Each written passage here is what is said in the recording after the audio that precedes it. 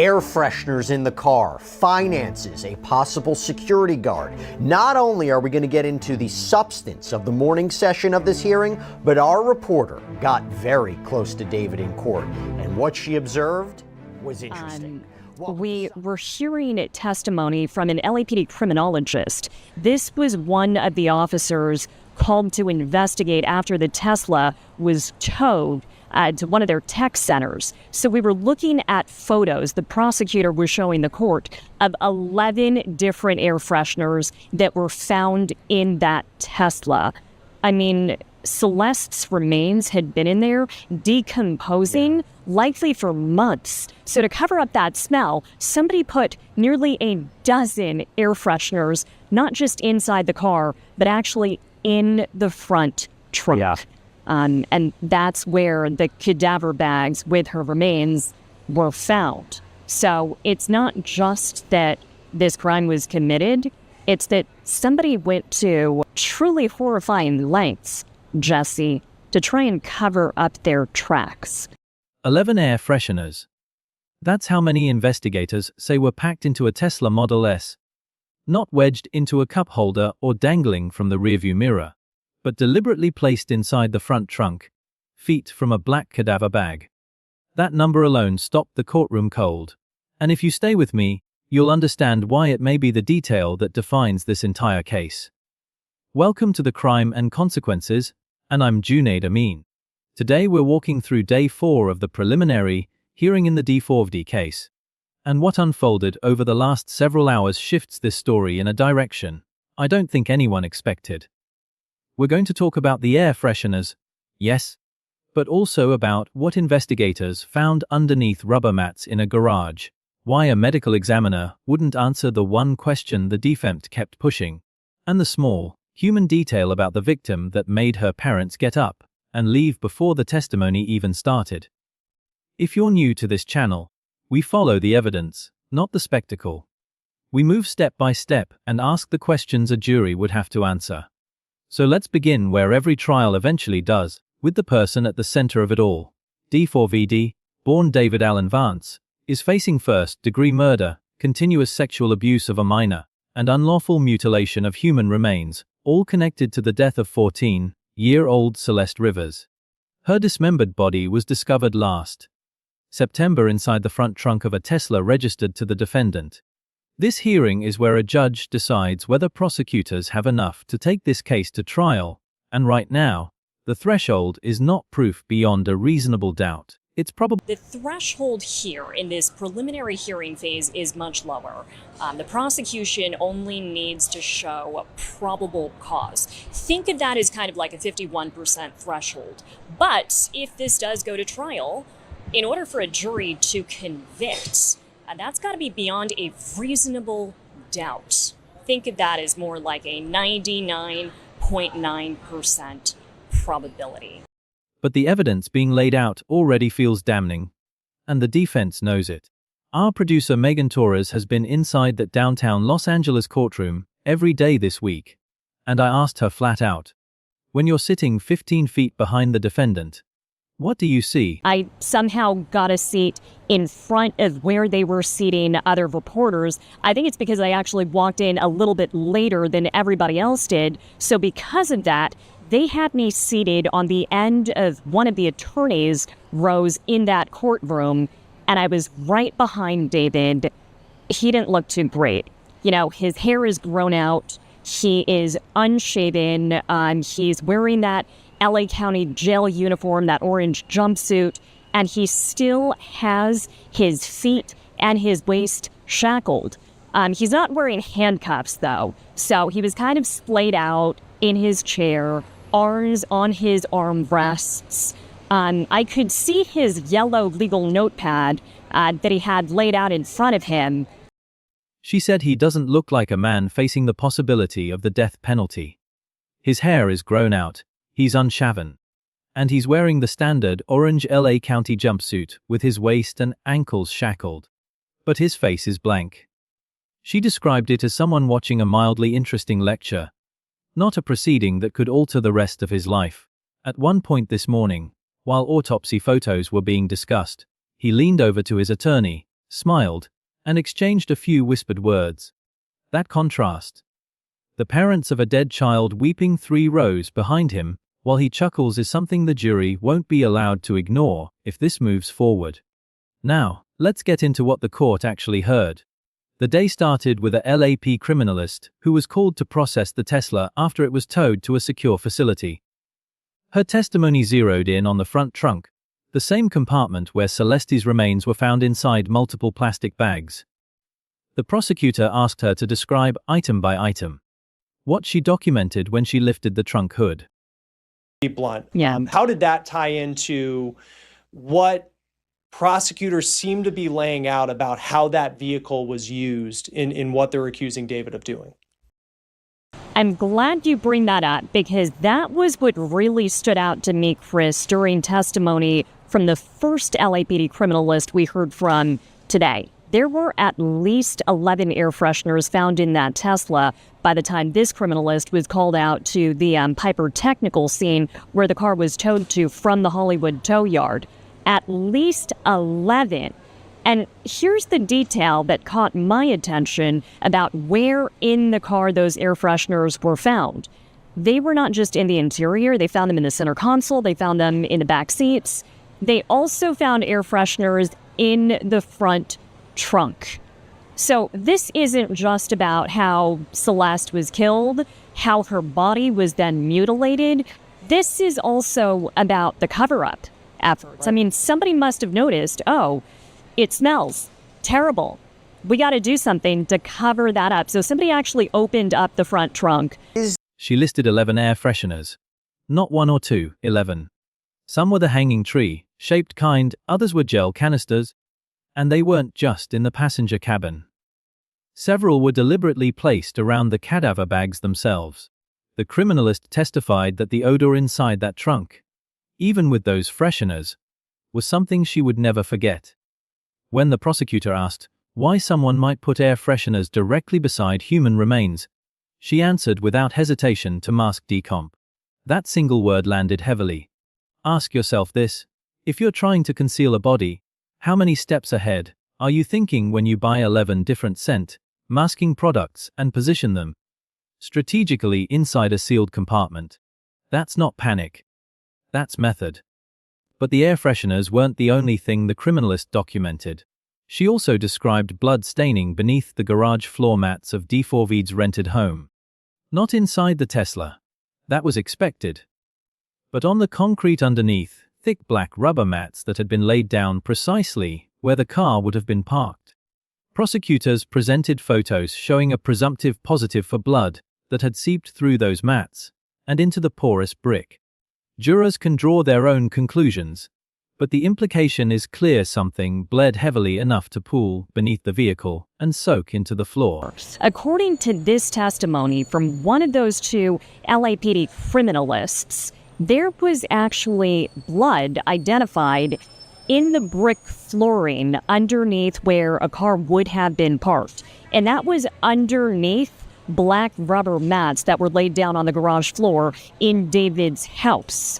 So what they seem to be painting a picture of here is blood leaking out of David's Tesla, seeping through those rubber floor mats and then seeping down into that brick flooring. Hearing that, and sitting right behind the victim's parents, it was jarring. If you're already mapping this out in your head, you're doing exactly what the lead detective testified she did. Following the trail from the trunk, to the garage, to the house, to the cover-up. And then we hit the part of the day that truly shifted momentum. The defense began examining that same criminalist about 2 electric reciprocating saws found in the garage. One still in its box, one with evidence of recent use. Neither tested positive for blood. Defense attorney Blair Camden hammered that point: no blood, no forensic link. But the criminalist explained something I want you to hear carefully. She said that if a power saw had been used to dismember a body, the kind of cleaning required to eliminate all traces of organic material would have been so thorough that it would have left behind visible damage to the tool. Etching, pitting, bleach residue. That damage wasn't there. Her conclusion, these saws had likely never touched what the prosecution alleges they touched. That does not mean no dismemberment occurred.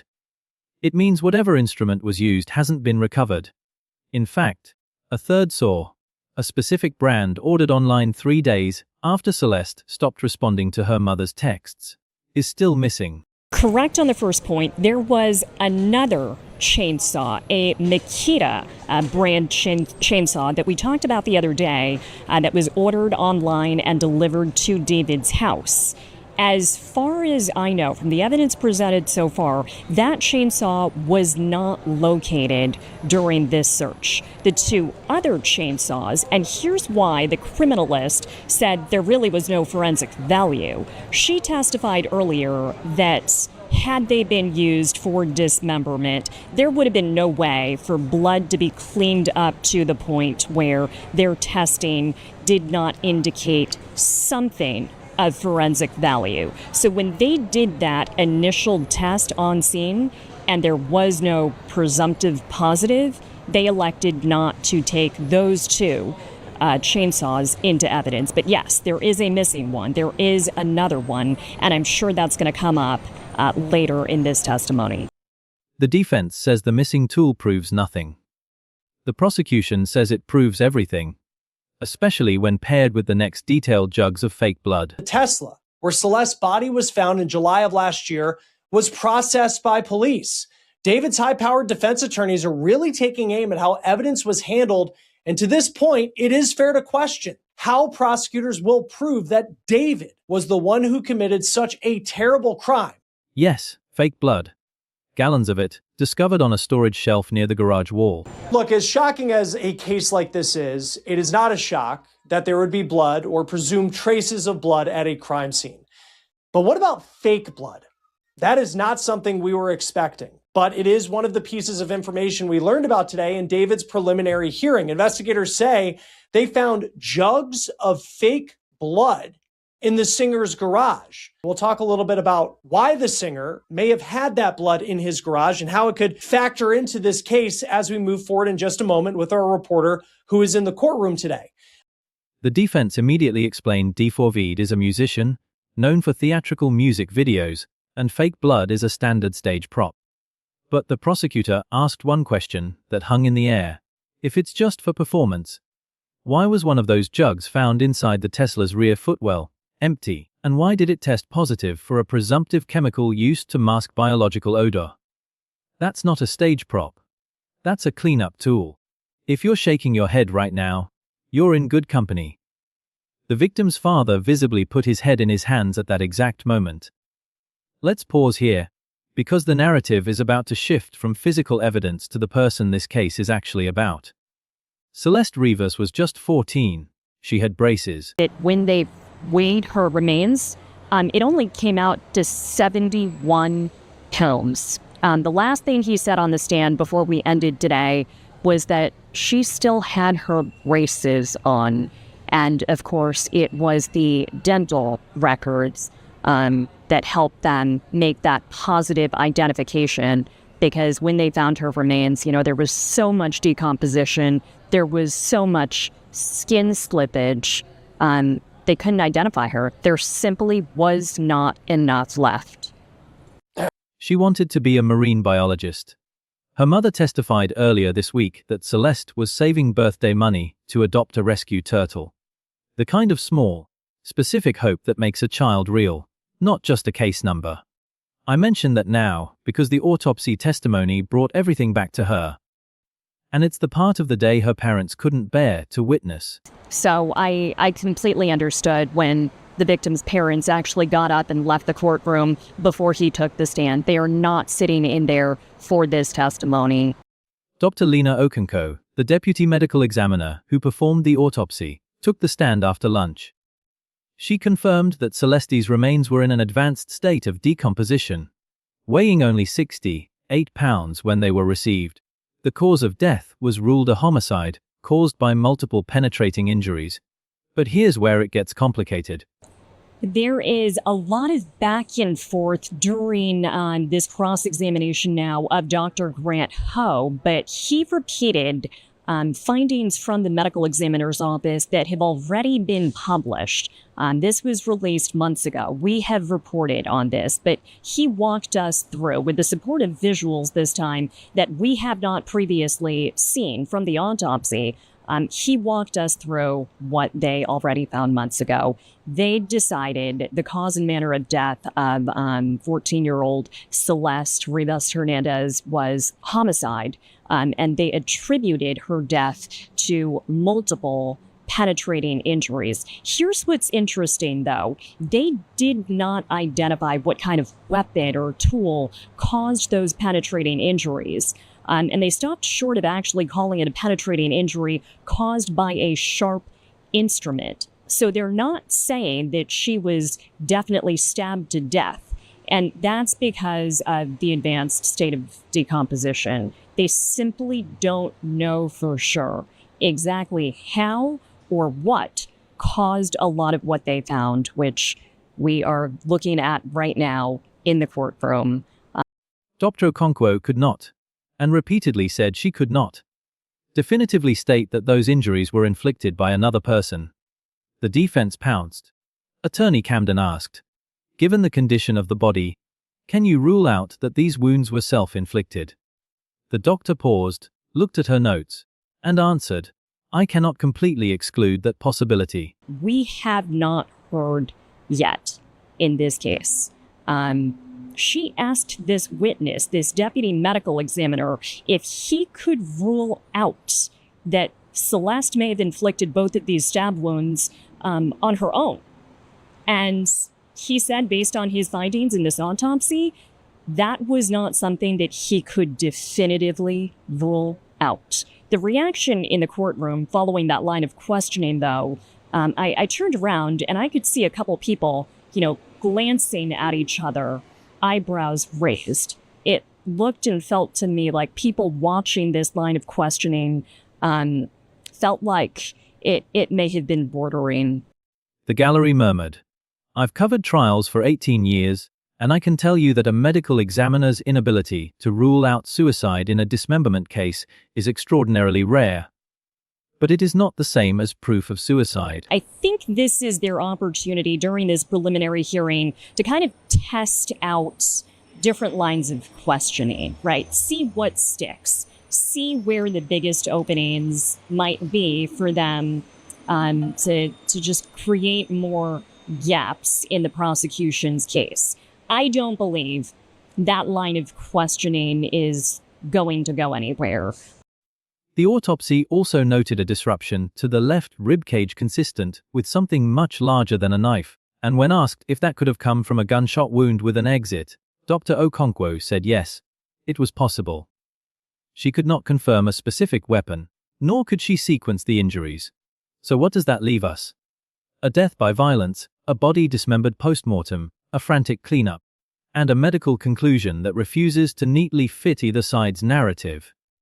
If you noticed that contradiction before I said it aloud, you're already thinking like the jury will have to think. The prosecution is not required to prove the exact murder weapon. The defense is not required to prove suicide.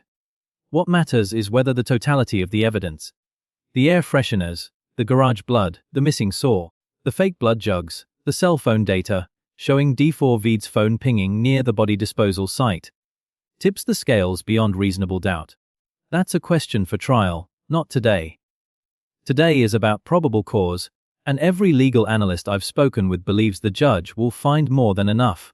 There was an audible reaction. There was a visceral reaction. And let me describe to you what happened, possibly by accident. Before we were actually shown the exhibits that we were supposed to see in the order that they were supposed to be presented, during this deputy medical examiner's testimony, the projector in the courtroom actually flipped through numerous autopsy photos before we were supposed to see that.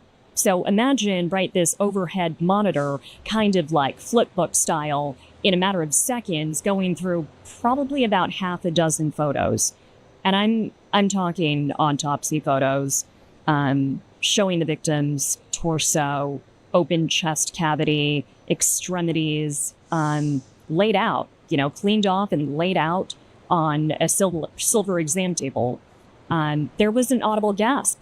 A reporter sitting behind me in the courtroom, you could hear her reacting to this. You could see everybody.